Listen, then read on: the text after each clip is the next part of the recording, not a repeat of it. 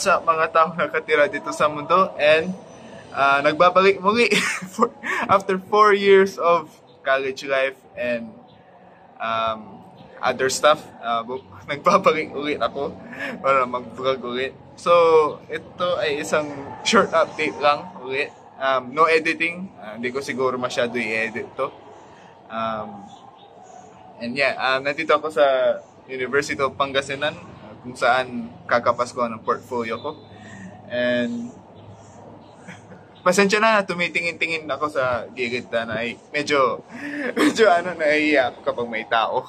And as you can see, nasa 5th floor po ako. Hindi nyo pa makita. Ayan, nasa 5th floor po ako. Ayan.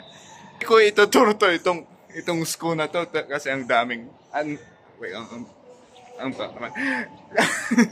kasi ang unti lang kasi ang daming classroom dito, to be fair. Dito kami nagklase ng professional integration and stuff.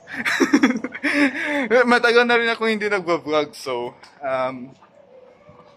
yeah, medyo wala akong masabi ngayon today. Ngayon na nga, today pa. So, nandito tayo sa rooftop. Makikita mo, joke lang. Okay, makikita nyo buong dagupan dito. I think makikita mo yung papunta sa CSI ata. CSI towards sa church. Sa St. John the Evangelist ata yung pangalan. Anyway, di ko itutur. Di ko to itutur ang laki-laki nito. Gawin ko pang napipindot-pindot ko yung turn camera dito. And yeah, so ito yung sa baba, kikita nyo. May mga tao dyan. May mga puno-puno dyan. Astig naman, no? Ganda dito sa labas. Dito magandang tumambay. Mahangin. Ang ini-init ng panahon ngayon, eh. So, yeah. Hindi ko alam kung anong pang gagawin to. Anong pang gagawin ko. Di ko di ko ito i-edit. Isang short update na naman to. Na ko lang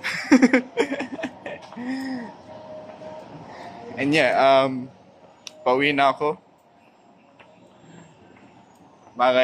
Babalik na ako sa bahay. And this is the end of the video. Thank you guys for watching. Wala lang short, isang update lang to. Kung may tatanong nyo bakit ngayon ako babalik after 4 years kasi busy ako. Busy ako sa mga life and stuff. Tingin-tingin ako sa gilid-gilid. Wala namang katao-tao. Naghanap lang ako ng lugar kung saan walang tao. Nandito.